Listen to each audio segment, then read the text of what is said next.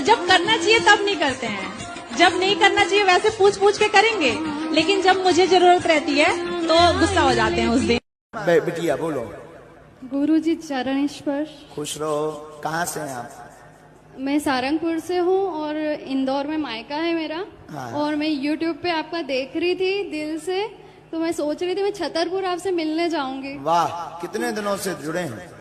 1 महीना हुआ होगा मेरे को, बाकी मेरे को आपसे बहुत ज्यादा। हाँ।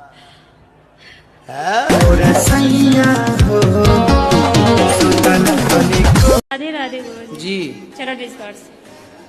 गुरुजी आपको एक दुपट्टा उड़ाना है। दुपट्टा माइक पास में लो। दुपट्टा देना है। दुपट्टा देना है, दे दो।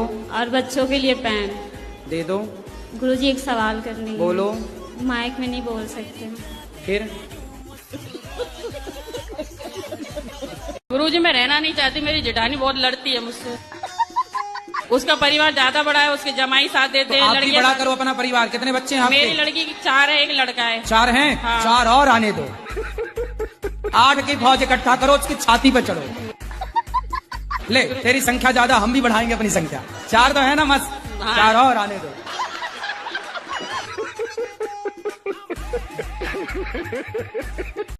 जो रावण है ना, वो राम के हाथों क्यों मारा गया? आपको मारने का विचार था क्या?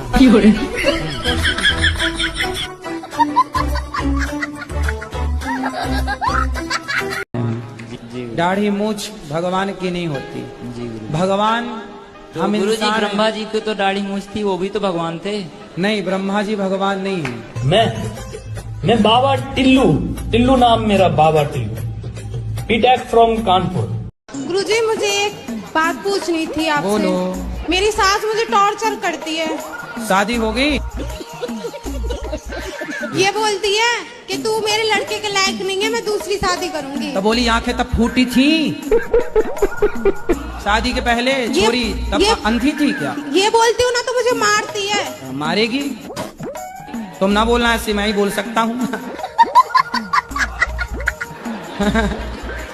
आप कहते हैं दारू पीना पाप है, चिकन खाना पाप है क्योंकि उसमें जान है। दारू में ऐसी कौन सी चीज मिली होती है कि उसको पीने से पाप हो जाता? अगर आप पी के कुछ गलत कर रहे हैं तो फिर गलत है, लॉजिक है, तो फिर पाप क्यों? और अगर दारू में नशा चुकी होता है, अगर वो पाप है, तो फिर तो पुड़िया खाना, सिगरेट पीना, सारी चीजें पाप में आ जाएंगी। अभी मैं समझा देता हूँ आपको। शराब का जब नशा चढ़ता है तो इंसान नहीं रह जाता। शराब आपके मस्तिष्क को, आपके सोचने विचारने की क्षमता को शून्य कर देती है। शराब को महापाप इसलिए कहा गया है, ये बुद्धि भ्रष्ट। शराब पीने वाली की बुद्धि सात्विक नहीं हो सकती। गुरुजी राधे राधे। राधे राधे। आपके कोटि में याद करो। आपके कोटि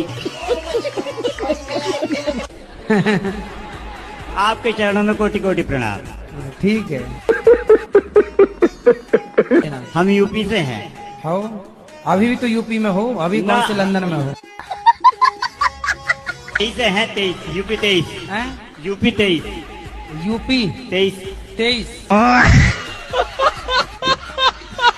बाबाओं के पास महंगी कार क्यों होती है? कारण जानते हो? क्योंकि उनको कम समय में ज्यादा काम करना है। हमें दिल्ली आज कथा है, तो ना तो ट्रेन की वहां टिकट प्राप्त हो सकती है जल्दी, न ट्रेन का साधन होता है। कम समय में ज्यादा दूरी तय करनी है, उसके लिए ये गाड़ी रखनी मजबूरी होती है। लोग कहते हैं गाड़ी में चल रहे हैं बाबा, वही बाबाओं के काम भी तो हैं। तुम्हारी तरफ फ्री बैठे हैं और कर रहे हैं काम, तो गाड़ियां आएंगी। तुम लोग क्या समझा? तुम्हारी तरह निठल्ले बैठे बैठे खाएंगे तो कैसे कुछ आएगा? और अभी तो रुको, बाबा लोगों को हल्के में ले रहे हो आप लोग। सही बात है ना भाई लोग। पूरी जिंदगी आपकी पत्नी परिवार 4 लोगों को पालने में जिंदगी गुजरती है, उसी में तुम्हारे चांद के बाल उड़ जाते हैं। तुम तो केवल मुंह चलाओ, संतों को जंगल में रहना चाहिए, संतों को कोई काम नहीं कर। नालायक काम क्यों नहीं करें? तुम्हारी तरह निठल्ले बैठे रहें। गुटखा बेचने वाले हेलीकॉप्टर में चलें, आपको दिक्कत नहीं है।